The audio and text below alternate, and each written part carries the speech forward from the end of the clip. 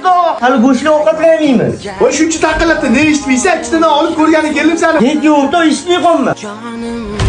Ya'ni roltinni yaxshi ko'radi, o'shan yedirib o'tirdim. Bitta roltin bilan bitta non qarzga berib turing. Bash dovlan berib oling. Faqat pulim yo'q edi, pasportini berib ketaman. Aka iloji yo'q de. Men dovla qatdan kelib qoldi. Tamaki tashab ketdilar. Ha, bizning may generator do'konimiz 3 kilovatdan 3000 kilovatgacha bo'lgan. Benzinda gazda salarga ishlaydigan generatorlarimiz bor. Ha, hozir obedga domga olib keldim. Xo'p. Alo, o'rtoq. Bo'ldi hozir borib. Dollar qadar yuruvdik, bugun topildi.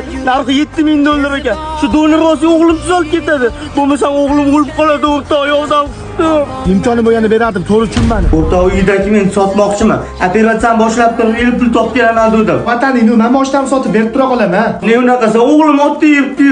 Shuncha yaxshilik sen ham menga yo'q deb turib, orqamdan yelkama-yelka turding. Do'stim, bir gap eshitib qoldim. O'ramizda do'zaxga bir soniya ham kirmagan insonlar bo'lar ekan. U insonlar kimchi do'stini holidan xabar olgan do'stlar bo'lar ekan. Do'stini boshiga tushganda yelkama-yelka turadigan do'stlar bo'lar ekan. Do'stim, noning bormi, tuzing bormi, holidan xabar oladigan do'stlar bo'lar ekan. Do'stim, sen meni qiyomatli do'stimsan. Sen bilan jannatda birga bo'lishga xohlayman do'stim. Yaxshi yomon kunlarimga guvohim